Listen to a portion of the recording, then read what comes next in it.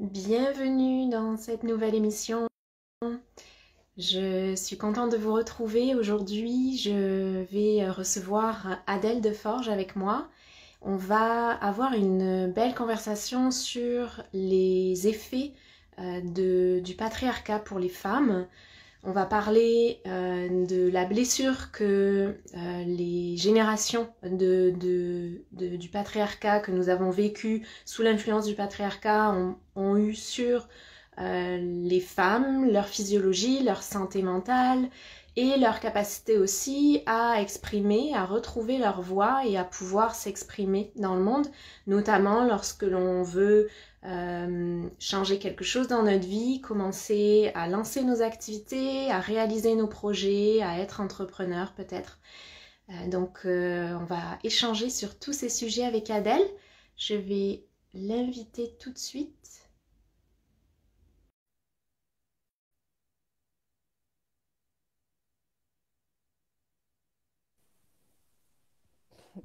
Corinne. Hey, bonjour Adèle! Bonjour Corinne. Ah, je suis contente de te retrouver. Moi aussi. Merci d'être là. Adèle Desforges, on a une belle petite histoire de rencontre toutes les deux. On pourra peut-être la partager tout à l'heure. Je suis contente de t'inviter aujourd'hui dans cette émission pour parler vraiment d'un sujet qui me tient vraiment à cœur dans le travail que j'œuvre pour les femmes et qui est vraiment relié à l'influence, l'impact, les blessures causées par le patriarcat sur les femmes depuis des générations et qui sont devenues assez inconscientes aujourd'hui. Donc, on va un peu définir qu'est-ce qui est encore présent aujourd'hui dans notre société et à l'intérieur de nous, dans notre corps de femme, qui vient de cette histoire, de ces générations qui ont été sous l'influence du patriarcat. Et qu'est-ce que comment ça bloque nos capacités d'expansion dans notre vie, d'épanouissement déjà au niveau physique, au niveau émotionnel, mais aussi d'expansion quand on veut réaliser des projets, devenir entrepreneur, porter notre voix, en fait. C'est vraiment le cœur de cet impact-là qu'a le patriarcat encore aujourd'hui. Alors, pour commencer, peut-être on va se présenter. Et je vais juste me présenter brièvement et puis ensuite te laisser la parole plus longuement. Je suis Corinne Deva, pour celles qui ne me connaissent pas encore. Je suis thérapeute psychocorporelle pour le féminin et plus particulièrement pour aider à la libération des traumatismes dans le système nerveux. Donc, j'utilise notamment la somatic experiencing qui permet de travailler au niveau de la neurophysiologie et qui va aider à recréer une relation sécuritaire avec le corps qui est à la base de notre capacité justement d'épanouissement et d'expansion dans nos vies. Et Adèle, on s'était rencontrés quand j'habitais au Québec. Donc, on a déjà eu des rencontres dans d'autres espaces comme ça et on se retrouve aujourd'hui en France, en ligne encore, mais on se retrouve de ce côté-ci pour moi de l'Atlantique pour partager ce qu'on fait dans nos travails, justement dans nos différentes missions. Et qu'est-ce que tu pourrais te présenter en nous expliquant qu'est-ce qui t'a amené à justement réaliser qu'il y avait une blessure liée au patriarcat qui avait un impact pour les entrepreneurs que tu accompagnes? Merci Corinne. Alors tout d'abord, je voulais dire merci donc pour ton invitation sur un sujet qui me passionne également. Je voulais dire aussi que j'étais une grande fan de ton podcast et j'invite les femmes qui sont intéressées par les questions du féminin à travers le corps, retrouver sa puissance féminine, à écouter ton podcast. Voilà. Donc je suis Adèle Desforges, je suis consultante en marketing éthique. Et aujourd'hui, j'ai rajouté d'ailleurs et en empowerment parce que pour moi, c'est vraiment lié en fait. auprès des femmes entrepreneurs conscientes. J'appelle les entrepreneurs conscientes les femmes entrepreneurs pour qui la notion de contribution est au moins aussi importante que la notion de profit dans leur activité. Alors, comment je suis arrivée là à parler du patriarcat? C'est vrai, donc tout d'abord, je t'avais rencontré il y a quelques années. Je faisais une formation en féminin sacré. Donc, euh, déjà une prise de conscience euh, de tout ce qui était voilà, du féminin, qui était considéré comme inférieur ou bien qui, oui, en tout cas, qui était tu à l'intérieur de nous, et la nécessité de se redéployer.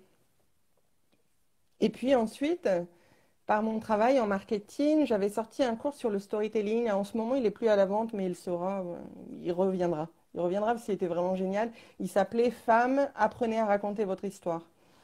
Et le storytelling, donc, c'est raconter son histoire, donc pas forcément son intimité, hein, c'est raconter toujours uniquement ce qu'on a envie de raconter, ou même raconter des histoires, pas forcément les nôtres.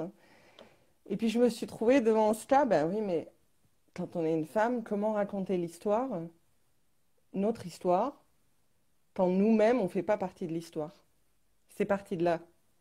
La femme, l'histoire avec un grand H a été écrite par l'homme, au sujet principalement de l'homme. Et donc, comment s'approprier ça? Puisque c'est ça aussi avec le patriarcat, c'est qu'il n'y a pas de modèle, il n'y a pas de référence. Comment s'approprier ça? Comment les femmes peuvent se mettre à raconter leurs histoires quand elles n'ont pas lu d'histoire concernant les femmes? Et puis, au fil du temps, en accompagnant les femmes, en accompagnant les femmes, il y a toujours, et chez moi-même aussi, hein, c'est un chemin que moi-même j'effectue, cette difficulté à se mettre en avant, cette difficulté à assumer, moi ce que j'appelle aujourd'hui son génie, son talent, ses talents, et à le communiquer. Mm. Mm. Et là, on est en plein dans le cœur du sujet. Oui. Oui, tout à fait. Et c'est vraiment quand on parle de l'influence du patriarcat, on baigne dedans encore. Donc, il y a vraiment eu comme une disparition un peu de cet impact et de comment ça a affecté les femmes lorsque le patriarcat s'est mis en place, il a été imposé dans la société, hein, en quelque sorte. Parce que comme ça s'est déroulé sur plusieurs générations, c'est le propre de l'histoire de l'humanité. Les événements douloureux vont disparaître, en gros, ou en tout cas la cause des événements douloureux vont disparaître dans la mémoire, surtout lorsque ça a été très traumatique. Ça, c'est vraiment le propre du trauma. Dans la neurophysiologie, ça coupe la capacité d'accéder à la mémoire biographique, autobiographique.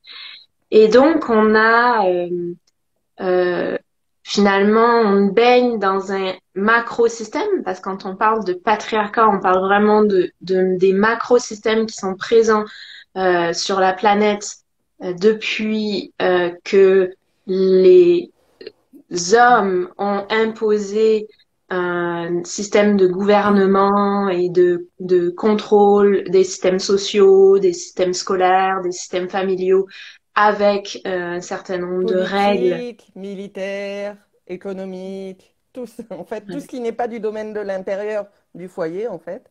Et le Ouais. patriarcat, il aurait 6000 ans à peu près, tu vois. Donc, quand on dit des générations, c'est beaucoup de générations. Oui, c'est ça. J'allais te demander, hein, de toute façon, de nous en parler un peu plus. Et c'était vraiment pour nommer déjà en partant que pour beaucoup de personnes qui vont venir écouter cette émission, au départ, elles vont se demander, mais de quoi on parle? Pourquoi est-ce qu'on parle de ça? Aujourd'hui, retrouvé mes droits de la femme, j'ai une place dans la société, j'ai un travail, je peux faire ma vie comme je veux, entre guillemets. Et c'est pour ça que c'est pour ça qu'on va en parler, parce qu'en fait, c'est vraiment des schémas limitants qui se sont installés en nous et qui sont logés dans notre inconscient parce qu'ils sont dans le corps et qui sont devenus des mécanismes d'adaptation à une société qui, à la base, ne respecte pas la physiologie féminine, le fonctionnement de l'esprit féminin, le fonctionnement des rythmes féminins, et qui a aussi, donc comme je disais, comme il y a une racine, il y a une cause qui, lorsqu'elle s'est mise en place dans la société, le patriarcat a complètement annihilé la possibilité des femmes d'être l'égale des hommes, mais au niveau de leur valeur, de sentir qu'elles ont une valeur égale à celle des hommes. Et ça, c'est quelque chose qui s'est imprimé encore dans notre corps et notre neurophysiologie et notre esprit, dans notre inconscient. Donc, le patriarcat, pour moi, c'est vraiment encore l'empreinte que j'ai moins de valeur qu'un homme. Et on va parler de toutes les conséquences que ça peut avoir aujourd'hui. Ouais, fait, comment toi tu as, justement, d'après tes recherches, C'est comment tellement s'est vaste. installé le patriarcat et comment on peut le définir aujourd'hui? Il y a il y a le fait de considérer qu'on a moins de valeur. Il y a le fait de culpabiliser à vouloir exister pour soi, parce que c'était ça aussi, la femme existait pour les autres, pour servir l'autre, servir l'homme principalement, mais les enfants, etc. Donc exister pour soi, ça aussi, c'est un vaste sujet. On a l'impression d'être égoïste dès qu'on veut se mettre en avant, dès qu'on choisit un mode de vie différent, etc. En fait, alors oui, certes, dans notre pays, en tout cas, les femmes ont des droits similaires aux hommes, mais déjà, ça n'est pas le cas dans tous les pays. Donc on peut parler de patriarcat aussi pour les femmes qui le subissent encore plus que nous, de manière frontale, euh, parce qu'elles n'ont pas les mêmes droits.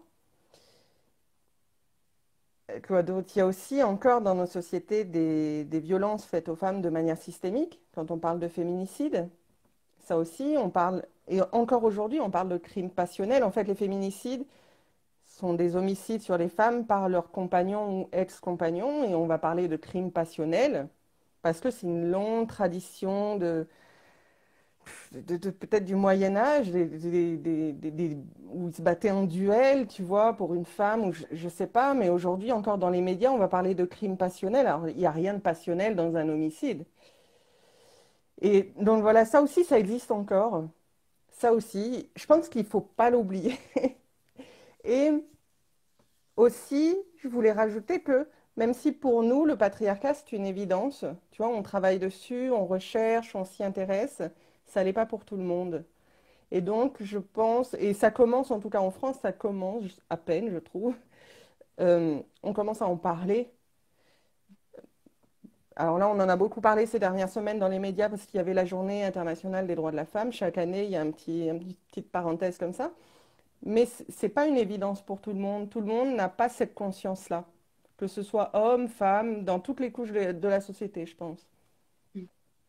Oui, tout à fait. Je suis complètement d'accord et c'est pour ça que j'avais envie qu'on vienne en parler dans une émission.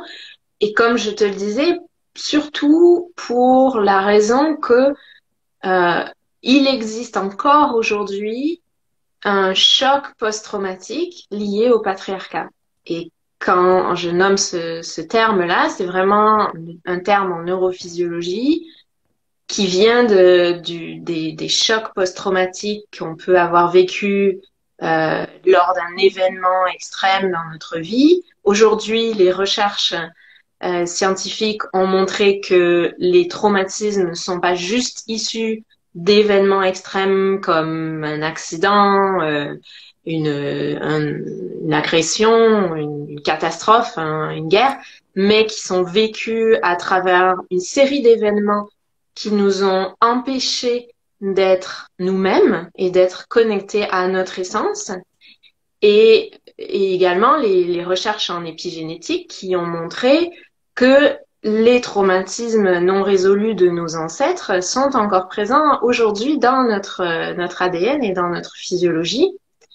Et c'est vraiment là où on peut montrer et je partageais quand on préparait cette conversation, le docteur Valérie Reine, qui est une psychologue et qui a écrit un livre sur le choc post-traumatique lié au patriarcat, a vraiment démontré que c'est présent aujourd'hui chez les femmes majoritairement dans notre corps, dans notre neurophysiologie. Et comme je disais, du coup, c'est normal que ce soit passé comme dans l'inconscient. Donc, on s'en rende pas compte aujourd'hui, qu'on ait l'impression qu'on fonctionne comme il faut et que parler des effets du patriarcat, c'est juste un groupuscule de féministes qui essayent de revendiquer encore des droits, alors que non, vraiment, dans notre conversation aujourd'hui, dans le travail qu'on fait toutes les deux, il s'agit d'éduquer et d'accompagner les femmes à chercher en elles, à être curieuses de voir quelles sont les empreintes, les mémoires encore présentes qui sont reliées à cette macro-blessure. Et dans la façon, tu vois, moi, où j'ai approché la guérison multidimensionnelle du féminin, à les différents niveaux qu'elle comporte, le traumatisme lié au patriarcat est une macro-blessure à un niveau macroscopique qui va ensuite avoir des répercussions et qui a des répercussions depuis des générations, mais dans les systèmes inférieurs, donc le niveau familial, le niveau social, le niveau entrepreneurial, jusqu'au niveau individuel de notre Tout à fait. propre neurophysiologie. Tout à fait. Je suis amoureuse de cette discussion. Ah non, quand tu parles d'épigénétique, et c'est tellement passionnant, je suis amoureuse de cette discussion. Mm. Et Mm. moi, je compare souvent le patriarcat avec la colonisation. La France, elle a un lourd passé colonial. Et aujourd'hui, seulement, on commence, hein, et d'ailleurs, on commence à peine, c'est presque un peu tabou encore, à parler de théorie postcoloniale, où on va mettre le focus sur une histoire écrite d'un point de vue différent que le colonisateur. Et j'aime à dire que j'espère qu'un jour on parlera de théorie post-patriarcale. Ça veut dire que enfin on écrira l'histoire, on réécrira, on se permettra de réécrire l'histoire d'un autre point de vue et ça sera considéré comme juste et normal. Ouais, ouais. Et tu vois, moi, je le vois aussi par tous le mouvement, je vois la dynamique qui a lieu depuis une dizaine, quinzaine d'années euh, chez les femmes de retrouver leur lien à leur essence féminine, à l'énergie féminine, au féminin sacré.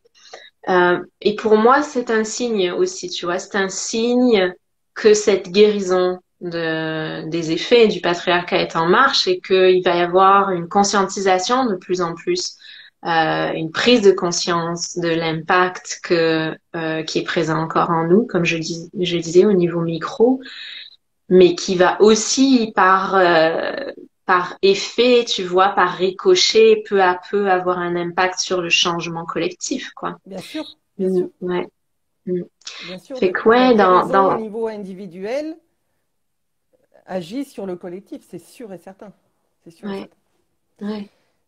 Le patriarcat, il agit d'un point de vue personnel vis-à-vis de la perception qu'on a de soi, qu'on soit un homme ou une femme. D'ailleurs, on ne l'a pas précisé, évidemment, les hommes aussi ont des conditionnements. C'est juste qu'aujourd'hui, ce n'est pas le sujet, mais évidemment, et ça aussi, il y aurait tellement de choses à dire là-dessus. Ça agit donc d'un point de vue personnel, d'un point de vue culturel, sur comment sont perçus. Enfin, c'est des stéréotypes de genre, beaucoup, le patriarcat, d'un point de vue culturel. Et puis moi, je dis aussi d'un point de vue spirituel, c'est être coupé du sacré, aussi parce que Dieu est un homme et les grandes religions sont des religions patriarcales. Et puis d'un point de vue planétaire, parce que moi, je fais vraiment le lien entre l'arrivée du patriarcat et le moment où l'homme a arrêté peu à peu de vénérer la nature et les forces de la nature. Moi, je fais vraiment un lien au point de vue planétaire entre l'oppression si- euh, du sexe féminin et de la nature. Voilà. Ah oui, ouais. Ah oui, moi, c'est la même chose, hein, c'est sûr. Et De toute façon, c'est c'est arrivé à comme peu une près aux mêmes logique, en dates. fait, hein. C'est arrivé en fait à peu près aux mêmes dates. C'est, je crois, vers à peu près moins 4000, la fin du néolithique, où l'homme s'est sédentarisé. Donc la femme a été plus vers l'intérieur et on a commencé à maîtriser les forces de la nature, le feu, les animaux, l'agriculture, etc. Et peu à peu, on n'a plus vénéré la nature, on a créé un dieu à notre image. Et peu à peu, on en a créé un seul parce qu'on a interdit le paganisme, etc. Pour ne plus autoriser vraiment, hein, je crois que c'était en 400 après Jésus-Christ. Bon, tu vois, on parle avant, après Jésus-Christ, même, c'est tellement intériorisé. Un jour, on inventera une autre frise chronologique. Mais, et voilà. Voilà. Donc, c'est apparu, oui, c'est apparu. Tu vois, c'est des phénomènes qui sont interdépendants, en fait, hein. Arrêter de Oui, vénérer les forces de la nature et la place de l'homme, donc la monopolisation de l'extérieur et à la femme l'intérieur, en fait. ouais, tout à fait. Et c'est des éléments importants là que tu amènes, tu vois, et puis on peut en nommer d'autres parce que ça aussi, ça peut aider les femmes et nos auditrices à comprendre l'impact réel du patriarcat qui a annihilé le féminin et le corps féminin. Et historiquement, c'est ça, hein, c'est la société matriarcale qui a été brisée et le patriarcat a voulu s'imposer, ce qui, pour moi, dans un terme d'évolution de l'humanité, puis j'en parlais dans une émission que j'ai enregistrée avec une autre personne sur mon podcast, mais qui peut se comprendre pour l'évolution de l'humanité parce que c'est intéressant d'avoir une polarisation extrême pour réellement pouvoir ensuite récupérer et ramener en union nos polarités. Mais donc, le patriarcat a voulu aussi avoir sa place, probablement dans une société matriarcale qui avait aussi ses distorsions. Et mais le féminin a été profondément blessé à ce moment-là et on a coupé les femmes de l'accès à leur essence féminine et de la valeur de leur corps, de la valeur de leur rôle, de leur place dans la société. Et on le voit donc encore aujourd'hui. Les autres exemples, ça va être, pour moi, là, je le vois par rapport aux organes reproducteurs féminins qui portent des noms d'hommes. Les trompes de Fallope. Fallope était un homme. Comme tu disais, on parle du dieu au masculin. On utilise le pronom il dans la majorité pour parler des humains en général Alors, dans les livres. le français est très sexiste, hein, très, très misogyne. Enfin, oui, oui, tout Oh, à mais fait. ça, on le voit dans tout, ben, c'est même en termes anglophones, hein. Donc là, c'est vraiment pour montrer aux femmes qui pourraient ne pas croire qu'il y a encore une prédominance patriarcale, que oui, elle est prédominante, mais elle est passée tellement dans les mœurs que on s'est complètement soumise à ça, on s'est adapté en gros. Si c'est pas qu'on a voulu consciemment se soumettre, parce que comme on l'a dit, c'est des choses qui sont passées de génération en génération. Il y a pas. Un autre exemple que je trouvais assez amusant aussi, tu vois, c'est ben, je trouve pas ça amusant, mais il y en a deux là-dedans. C'est que les études scientifiques pour l'anatomie du corps, la majorité, c'est juste dans les peut-être dernières années qu'il y a quelques trucs qui ont été faits pour les organes reproducteurs féminins, mais pour la majorité des maladies cardiovasculaires, des maladies, des grandes maladies, les modèles qu'il y a viennent d'études faites sur des corps d'hommes. Mais ça va très loin. Les médicaments sont principalement testés pour les hommes. Les crash tests des voitures sont effectués sur C'est les ça. mannequins à la taille des hommes. Exactement. Mm. Euh, il y a des maladies aussi, on parle aujourd'hui de fibromyalgie, tu sais, beaucoup de maladies comme ça qui sont, on dit, c'est des maladies victimes du patriarcat parce que c'est tellement féminin, tellement placé dans l'utérus des femmes qu'on s'y est pas beaucoup intéressé, quoi. Ouais. Je pensais à une Et maladie, mais j'arrive pas à retrouver le nom. Une maladie qui touche les femmes. Bon. bah, les maladies, beaucoup de maladies auto-immunes, hein, et de maladies chroniques, en fait, de troubles hormonaux chroniques. Moi, je le vois dans les femmes que j'accompagne. euh, Ils viennent de ces traumatismes qui nous conduisent inconsciemment à ne pas respecter notre nature féminine. Et l'utérus va nous le montrer. Parce que notre énergie féminine, elle est dans notre corps, elle veut s'exprimer, elle veut être respectée. Et tous ces troubles chroniques, comme les maladies auto-immunes, c'est une non-reconnaissance de notre essence à la base, tu vois. Et ça vient, hein, c'est pas de notre faute. Et ça, c'est important. Mais ça, c'est vraiment, tu vois, dans tout processus de guérison. Mais aussi particulièrement à cette blessure du patriarcat, c'est de comprendre que ce n'est pas de notre faute.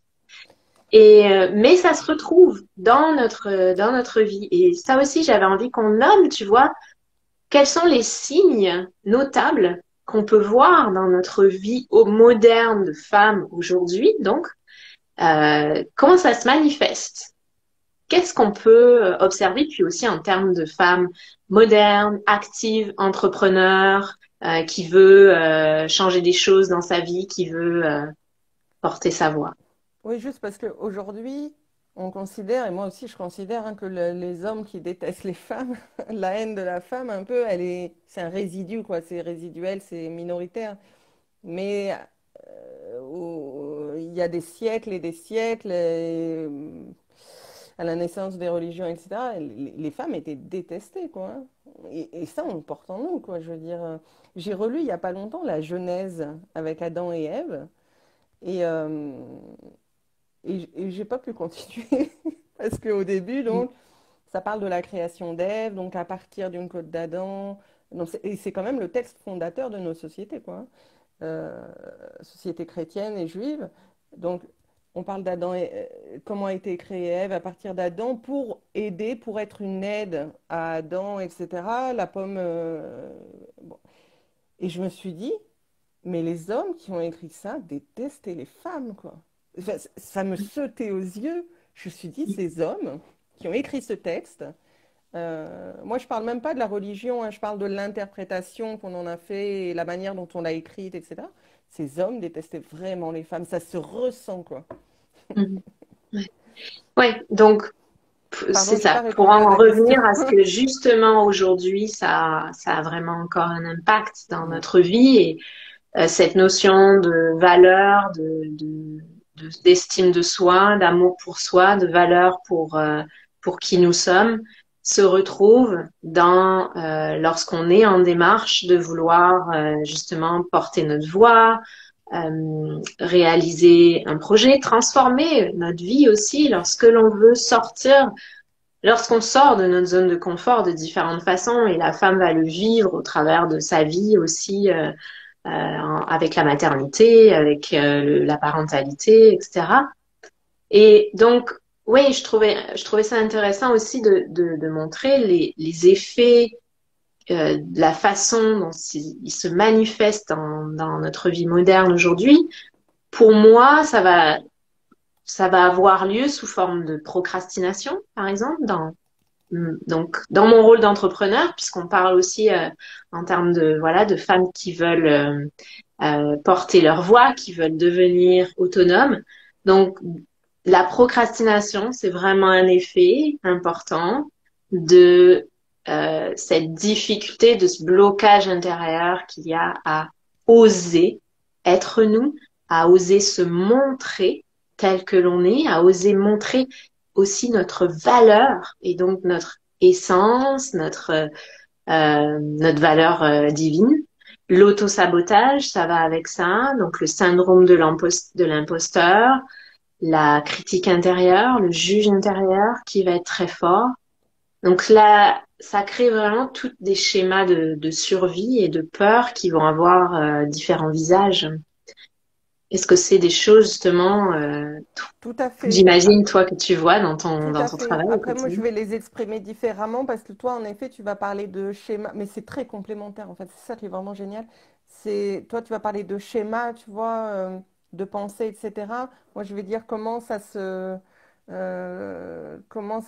ça s'expérimente dans son quotidien. En fait, moi, j'observe une difficulté à se projeter dans une forme de pouvoir, déjà, parce que le pouvoir n'est pas pour nous, parce que ce soit l'entrepreneuriat ou autre chose, il s'agit de puissance créatrice, tu sais, d'être dans sa puissance créatrice, d'être dans sa puissance simplement. Et là, il y a plusieurs choses. Il y a bah déjà le fait que les femmes n'ont pas le pouvoir, ou aujourd'hui, bon, sont très minoritaires, mais c'est pas, ils l'ont jamais eu. Et puis, il y a le fait aussi que le mot puissance est très mal connoté finalement.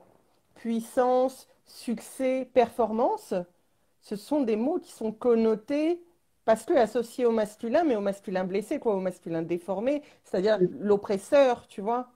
mm, Alors que on est toutes des femmes puissantes, mais cette ouais. association aujourd'hui femme et puissante, c'est nouveau. Et puis pour certaines personnes, c'est presque encore gênant d'entendre femme puissante. Attends, je vais le Ouais. redire. Femme puissante. Nous sommes des femmes puissantes. Tu vois? Ah ouais. Ouais, ouais. Moi, je le sens, hein, même moi, je sens, il y a comme, il y a comme, et ça, c'est l'effet de la dissociation en trauma, tu sais, c'est comme, ok, je l'entends, mais je sais pas si je l'associe vraiment à qui je suis. Ouais, ouais, Ouais, mais je ressens la même chose, Corinne. Et c'est pour ça que je le dis, et je le re-redis, je l'écris. Euh, ouais, ouais. mais Et tu vois, juste, j'avais envie ouais. de nommer ce que j'ai entendu en écoutant justement une émission avec le docteur Valérie Reine. Elle parlait d'une étude scientifique qui a été faite auprès des enfants. Il y avait deux groupes d'enfants. Il y avait des 4-5 ans et des 6-7 ans. Donc assez proches, tu vois. Et c'était justement pour montrer l'effet du milieu scolaire et donc l'effet des conditionnements sociaux, comment ça arrive tôt dans la vie. Et en fait, à ces deux groupes d'enfants, je crois qu'ils leur ont montré des images et ils leur ont parlé. Non, ils n'ont pas montré des images puisqu'il n'y avait pas de genre associé, mais ils leur ont raconté une histoire de quelqu'un qui avait beaucoup de succès et de ce qu'il faisait et de comment il avait réussi à avoir du succès. Et après, à la fin, ils leur ont demandé, est-ce que tu penses que c'est un homme ou une femme, cette personne? Et les 4-5 ans, ils ont tous associé cette personne qui a du succès à À leur eux-mêmes. propre genre, à Ça m'étonne eux-mêmes. pas. Donc les filles, c'est une femme et les garçons, c'est un homme. Et les 6-7 ans, les filles ont toutes dit que c'était un homme. Hmm. Oh, Allez, Corinne, c'est le moment d'en parler. Dans les contes de Walt Disney, hein, on a quand même été biberonné avec ça. La première héroïne féminine qui n'a pas été une femme lascive et qui avait besoin d'être sauvée par un homme est arrivée en 98. En 98. Et c'est Mulan. Voilà. ouais, Je crois que c'est ouais, 98. J'espère que je dis pas de bêtises, mais ouais, c'est récent. C'est ouais, récent. Ouais, c'est très récent. ouais, Ça veut dire qu'avant ça, on n'a jamais eu presque d'histoire, en tout cas pas de Walt Disney, où la femme était une héroïne qui n'avait pas besoin d'un homme pour être sauvée, etc. ouais, ouais, ouais. Et justement, je sais que tu as fait beaucoup de recherches là-dessus. Est-ce que tu pourrais justement peut-être nous partager, toi, les conditionnements que tu as vus qui ressortent souvent de cette J'en ai blessure? répertorié pas mal, en fait. Donc, moi, ils sont aussi liés à l'entrepreneuriat, mais pas que. Et donc, je me permets de lire un peu mes notes parce qu'il y en a beaucoup, justement. Donc, comme je disais, il y a... Peut-être que tu peux en Ouais, prendre pour oui, tu vois, les principaux, oui, là, pour tout à notre... fait. Ouais. Tout à fait. Donc, se projeter dans le pouvoir et se sentir légitime, hein, c'est un petit peu ce que je disais avant, cette figure d'autorité que ça n'arrive pas à s'approprier les femmes. Et puis, se faire entendre et se montrer. se faire entendre. Parce que le patriarcat, c'est quoi? C'est quand même aussi, alors il y a des stéréotypes de genre, mais c'est les hommes, on a fait taire leurs émotions, on leur a demandé de taire leurs émotions, leur côté émotionnel, et les femmes, on a tué leur voix personnelle. Les femmes on tue leur voix, tu vois, regarde les mouvements MeToo, etc. C'est les femmes qui font entendre leur voix, quoi. C'est nouveau. Donc cette difficulté à faire entendre sa voix, et c'est là où le jour où j'ai fait le rapport comme ça entre le patriarcat et la difficulté des femmes que j'ai accompagnées et que j'ai éprouvé moi aussi à faire entendre sa propre voix et à oser faire entendre sa voix. Et là, j'ai dit, mais bien sûr, il faut que j'y aille, il faut que j'étudie ça de plus près. Et se montrer, c'est exactement la même chose. Donc, on va demander aux petites filles, tu sais, mais alors il suffit de prendre le métro pour l'observer, hein. Les femmes croisent les jambes et ont les jambes toutes serrées.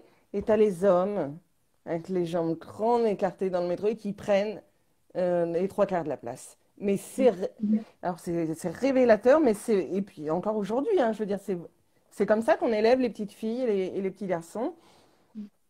Et puis, il y a aussi ce rapport au corps, le corps de la femme, toujours critiqué, toujours jugé. Donc, cette difficulté à se montrer aussi, parce que la peur d'être jugée, le corps de la femme, euh, la Et femme, d'être sexualisé aussi. Donc, il y a j'allais le toujours dire, une menace. mais la femme est la seule, parmi les hommes et les femmes, c'est la seule à qui on fait le reproche de provocation sexuelle, quoi.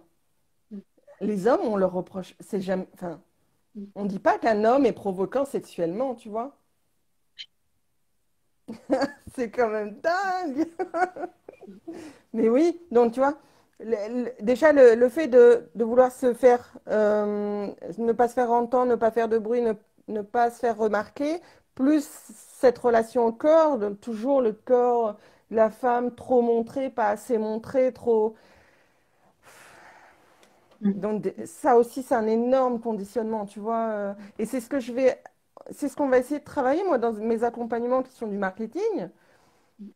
Mais c'est ok, alors je parle d'identité d'entrepreneur à travers sa marque, etc. Parce qu'on n'est pas totalement soi, tu sais, non plus dans son activité. Enfin, moi, j'encourage les gens à quand même se dissocier un petit peu de leur activité. Mais qu'est-ce que tu as envie qu'on perçoive de toi? Et ok, bah, je voudrais être ça et ça. Et d'après toi, aujourd'hui, comment tu es perçu? Et quel est Et comment tu te perçois par voie de et conséquence? comment, oui, et alors ça veut dire, si tu montres ça de toi alors que tu aurais envie d'être ça, enfin, mais il y a un gap entre les deux, quoi. Ouais, c'est Il y a un ça. gap Et tu entre vois, c'est pour ça que ouais, pour moi, c'est une internalisation de ces croyances et de ces schémas qui sont limitants aujourd'hui. Et donc de conscientiser c'est que ça vient du niveau sociétal, du niveau macro, de conscientiser comment ça a eu un impact pour ensuite aussi accepter que en moi, j'ai internalisé cette vision de moi-même, la façon dont je me vois, dont je me juge, dont je me parle, comment je rentre en relation avec moi. Parce que c'est là que le shift et le changement peut commencer. Ouais.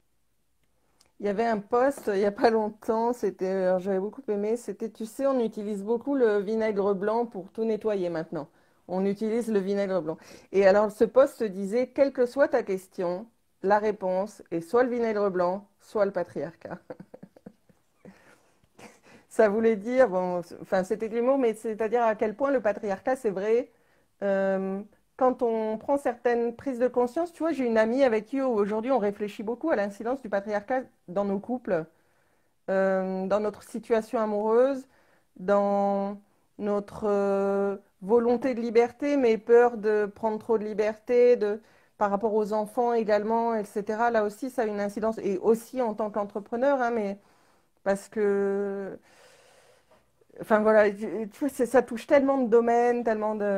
Oui, ouais, c'est ça, oui, ça a vraiment, ça a des ramifications en fait, ça a des ramifications et comme on vient de le dire, par rapport au fait que ça s'est internalisé à différents niveaux en nous et là aussi pour les relations en fait, c'est comme je, je le vois, tu vois, vraiment comme un stress post-traumatique. Euh, un stress post-traumatique, des symptômes traumatiques vont nous empêcher de connecter aux autres. Parce qu'on est aussi coupé de la connexion à soi-même, la conscience corporelle, la conscience de soi, la conscience de notre véritable nature, la conscience de la nature. Donc il y a toute cette reconstruction en fait, c'est retisser une matrice et puis retisser des liens sains, des connexions saines à l'intérieur de soi pour Oui, qu'ensuite aussi on soit capable d'entrer en relation au lieu d'en avoir peur, d'être toujours dans des mécanismes de défense, de survie qui sont normaux, quoi, qui sont normaux parce qu'ils sont issus de ces blessures liées au patriarcat. et arriver Ouais. aussi à prendre du recul, même sur les mots de nos mères parfois, nos propres mères, qui, enfin, moi, il arrive à la mienne, hein, mais elle a beau être très ouverte et moderne, de me faire beaucoup culpabiliser sur certains points parce que, de son temps, en tout cas, c'était juste pas possible d'être comme ça. Et puis, parce qu'il y a moi, ce que j'appelle une certaine frustration, j'espère qu'elle ne me regarde pas aujourd'hui, parce qu'elle ne serait pas prête à l'entendre. Il y a une espèce de frustration comme ça qui s'est traînée de génération en génération. Et on porte ça même inconsciemment, tu sais, la frustration des générations d'avant. Et parfois, on a quelque chose en nous, tu vois, qui va pas vouloir s'autoriser à être Mm. parce qu'on a cet héritage inconscient, tu vois. Ça, c'est un Ouais, autre aspect encore. ouais, ouais. Oui, ben c'est toujours relié, comme on disait, hein, les, ce que nos générations précédentes n'ont pas pu résoudre à l'intérieur d'elles-mêmes, avec l'impact que ça a eu sur elles, le patriarcat aussi. Ça va se retrouver et tu vois, c'est pour ça que je suis là où je suis dans ma vie, j'ai fait ces choix et j'accompagne les femmes aujourd'hui. Mais ça a d'abord été des choix personnels où moi j'ai dit ça s'arrête avec moi.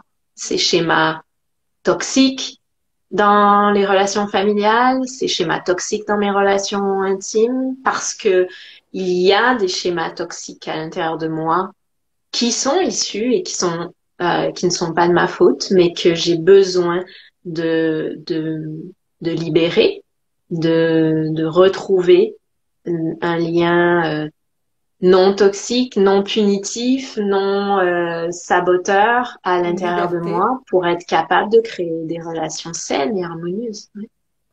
Mais défaire le patriarcat, c'est ça en fait, hein. C'est Ouais. défaire quelque chose déjà en soi pour retrouver une harmonie dans les relations aux autres. Tout à fait, tout à fait. C'est ça, justement, pour terminer, tu vois, sur cet aspect-là, j'avais envie qu'on partage un petit peu sur des pistes pour défaire ces effets-là du patriarcat.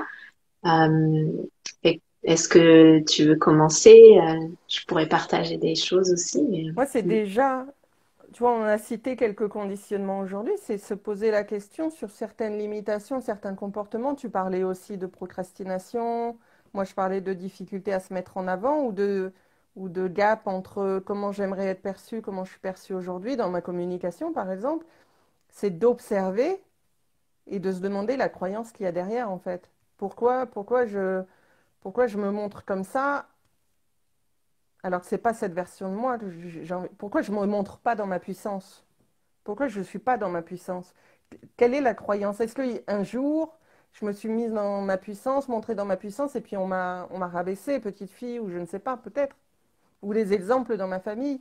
Et ok, une fois qu'on identifie les conditionnements, c'est quelles sont mes propres croyances, les miennes à moi, personnelles et authentiques, et mes propres désirs.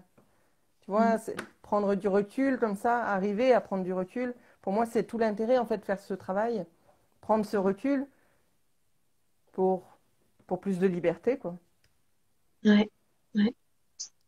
Ouais, donc une conscientisation des croyances et de ce qu'on a pu intégrer comme conditionnement, c'est ça? Oui, Tu l'intègres, toi, dans les accompagnements que tu offres aux entrepreneurs. ça se fait naturellement parce qu'en fait, on va travailler. son identité d'entrepreneur, tu vois, les fondations, son identité, et on va partir de la personne. On part toujours des femmes, Mm. de vous, de vos talents, de votre truc que personne ne sait faire comme vous. Donc déjà, il faut accepter qu'on sache faire des trucs pas mieux que les autres, mais différemment, et des choses, notre zone de génie, tu sais, un petit peu. Donc déjà, il faut accepter ça déjà au début du chemin. Et puis ensuite, on va aller le mettre dans l'entreprise et dans la communication. Donc il y a aussi la vision, tu vois, qu'est-ce que je veux pour moi. Et là, ça demande d'accepter de vouloir quelque chose, de vouloir quelque chose de grand, ou de se poser cette question de c'est quoi le succès pour moi. Il y a ça aussi, ce qu'on nous montre dans la société, c'est pas forcément ce que moi j'ai envie, tu vois. En termes de succès, là aussi, c'est un terme qui est associé au masculin, quoi. Et puis après, on va aller voir, donc, en termes de communication, comment on met ça dans la matière. C'est pour ça que je m'appelle entrepreneur alchimique, en fait. Il s'agit d'aller mettre dans la matière ce qui est déjà à l'intérieur de vous toutes, de nous toutes, les femmes puissantes. Je le redis, hein. Donc voilà, aller mettre ça dans la matière et aussi se rendre compte de ce gap. Ok, on a vu toute cette puissance là où j'ai envie d'aller, c'est énorme, tu vois. Enfin, pour moi, peut-être pas pour quelqu'un d'autre, mais pour moi. Mais il vient d'où ce gap, quoi? Pourquoi il y a ce gap entre ce que je montre aujourd'hui? Donc, tu vois, c'est fait à travers l'accompagnement, même si on ne va pas parler forcément du patriarcat, même si mes clientes sont souvent très intéressées par ces sujets-là aussi. Ouais, ok. Et Ce c'est ça. Donc, processus. c'est vraiment pour moi, tu vois, je le vois comme un complément avec le travail que je fais. Oui, Je le nommais hein, depuis le début de l'émission, mais justement comme ça a créé en nous un stress post-traumatique qui est lié à toutes ces, les effets du patriarcat sur les femmes. Il y a un besoin d'aller travailler dans le corps pour dissoudre les mécanismes de survie et de défense qui se sont euh, emprisonnés en fait dans notre neurophysiologie, qui ont été transmis au niveau transgénérationnel et qui, de façon inconsciente, nous amènent à des choix, des comportements, des habitudes qui peuvent nous bloquer, nous desservir, qui peuvent nous amener aussi à recréer des situations traumatiques dans notre vie personnelle comme dans notre vie d'entrepreneur, où on va vouloir se lancer parce qu'on va connecter à un désir du cœur à un moment donné, et on va se retrouver face à des stress énormes lorsqu'on doit prendre la parole ou lorsque... Et moi, c'est pareil, hein, dans mon chemin, c'est vraiment la même chose et c'est sûr que les ressources que j'ai prises, elles m'aident énormément à tenir sur la durée, pour continuer d'oser porter ma voix sur des sujets où j'ai été censurée ou alors j'ai été jugée, critiquée, rejetée par ma famille, par exemple, euh, et où j'ai eu besoin de construire cette sécurité à l'intérieur de moi. Donc, sortir de se défaire de ces schémas limitants du patriarcat, c'est recréer peu à peu une fondation, une structure intérieure qui va être sécuritaire. Et ça, c'est un processus parce que on, même si on en est inconsciente, le système nerveux est désorganisé dans certaines situations de notre vie où on va perdre nos moyens ou mm, alors on va rester dans notre grotte, on va se cacher, on va se convaincre de pas dire la vérité, de pas dire la vérité de notre cœur. Ce sont des moments et des espaces en nous où le système nerveux est désorganisé, donc il est incapable d'être dans une régulation suffisante pour être en capacité de dépasser nos peurs dans le moment. Fait que construire une sécurité à l'intérieur de nous, c'est un chemin de vie, c'est une hygiène de vie, c'est au jour le jour, avec des pratiques, tu vois, comme tu le sais, par exemple les pratiques que j'enseigne en yoga, en méditation, pratiques énergétiques, massage, ça peut passer par différentes choses pour trouver Oui, ce à qui nous travers le convient. corps. Mais c'est ce qui est intéressant. Tu vois, là où je suis dans l'esprit, tu es dans le corps et c'est tellement complémentaire. En fait, c'est tellement beau. Ouais, Mm. ouais.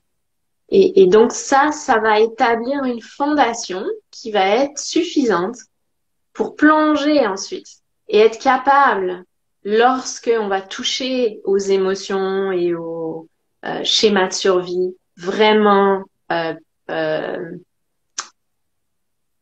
et- qui vont être vraiment bloquants, qui peuvent être vraiment extrêmes, ça va nous aider à avoir la capacité d'être avec eux et de les intégrer pour que la loupe, tu sais, le cercle vicieux, en fait, du trauma hein, qui se répète, il s'arrête à un moment donné. Et ça, c'est révolutionnaire.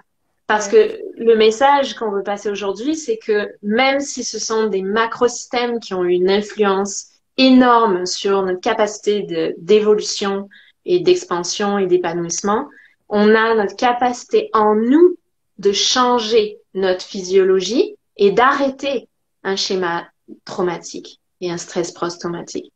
Et ça, moi, j'ai des frissons, tu sais, quand je dis ça, parce ouais. que pour moi, c'est révolutionnaire. Ouais. Moi, j'ai pratiqué aussi avec un accompagnant la science du flow, tu sais, à travers la respiration, où on va comme ça renouveler l'air à l'intérieur de nous. Enfin, je ne sais pas exactement comment. Et grâce à la métacognition, on va observer ses propres mécanismes. Et c'était tellement passionnant, tu vois. Oui, on peut agir, tout à fait, tout à fait. Ouais, ouais, c'est ça. Et il y a des techniques, tu vois, comme celle dont tu parles, ou comme je parlais avec le yoga, avec des pratiques de Qigong, des Oui, pratiques énergétiques. oui, On va aller directement dans la physiologie, on va dépasser les schémas mentaux qui oui, peuvent être bloquants et on va directement dans la physiologie parce que c'est dans les fascias, c'est dans les tissus conjonctifs que les traumas sont bloqués, sont emprisonnés. Et on va libérer peu à peu.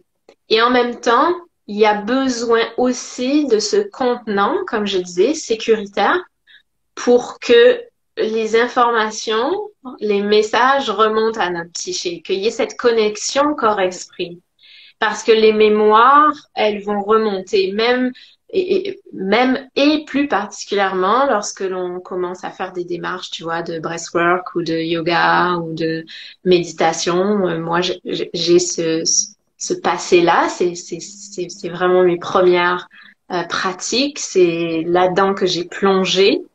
Et c'est ça qui m'a amené aussi à aller découvrir des choses qui étaient bloquées et qui étaient difficiles à voir à l'intérieur de moi. Donc, on a aussi besoin de ce contenant sécuritaire qui va permettre de faire tu sais, ce retour, cette loupe où, OK, là, je prends conscience qu'en fait, dans cette situation-là, j'ai été bloquée à cause de ça. Et maintenant, je peux m'autoriser. Tu sais, je sens que j'ai la force nécessaire, je sens que j'ai l'assise intérieure suffisante. oui, je suis suffisamment en sécurité pour pouvoir le faire. Mm, Tout à fait. mm, Mm. C'est ouais, passionnant. ouais, c'est vraiment passionnant.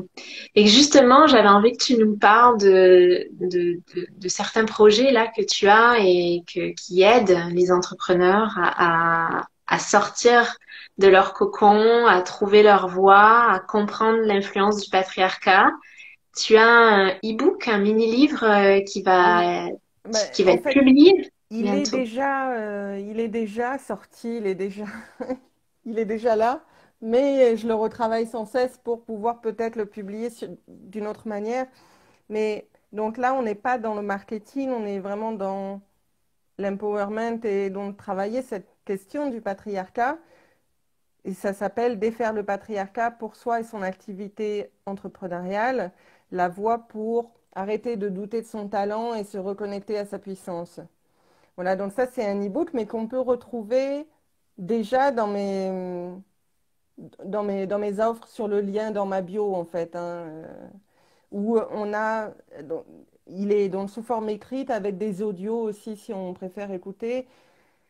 Donc ça va retracer l'histoire du patriarcat, un petit peu le pourquoi, le comment, les conditionnements, et puis un travail pour essayer de se détacher de ces conditionnements. Et il y a aussi, parce que j'adore, moi, dans mon travail, mettre des visualisations. Ouais, aujourd'hui, je mets moins d'énergétique, mais des visualisations, j'adore ça, tu vois, accompagner. Et là, dans Défaire le patriarcat, j'accompagne les personnes à se rendre. Donc, c'est un voyage qui part très, très loin, dans un endroit où le patriarcat peut-être n'existait pas. Et tu vois, pour imprimer cette conscience aussi dans le corps, là, pour la réimprimer, reprendre contact avec cette mémoire qui, même si elle est très, très loin, moi, je suis sûre qu'elle est toujours en nous, tu vois. Ah ouais. Ah ouais, c'est super beau. Et pour les entrepreneurs aussi, plus spécifiquement, parce que je l'ai fait moi-même, Ouais. tu as un questionnaire gratuit là que tu offres sur ton site qui est super intéressant. Tu pourrais nous en parler? Ok, alors merci Corinne. C'est un quiz, simplement faire le point sur sa communication, sa marque, ça prend 2, 3 minutes. Et à chaque fois, vous avez des commentaires personnalisés, en tout cas en fonction de vos réponses, avec des axes peut-être que vous pouvez questionner. Et c'est toujours sur le prisme entrepreneur alchimiste, c'est-à-dire votre identité, la manière dont vous êtes perçu, etc. C'est le processus que je décrivais tout à l'heure, le processus entrepreneur alchimique pour aller mettre dans la matière sa puissance. Hmm. Ouais, ouais. Et j'ai trouvé ça hyper pertinent quand je l'ai fait pour moi et très aligné aussi avec l'alchimie émotionnelle que je propose aux femmes de faire. Donc, ben, je suis enchantée de Merci notre Corinne. première collaboration à de prochaines. Au plaisir de continuer à cheminer ensemble. Merci d'avoir été là aujourd'hui dans cette émission, Adèle. Merci à toi Corinne, merci beaucoup. Et à très bientôt, hein. Oui, bye.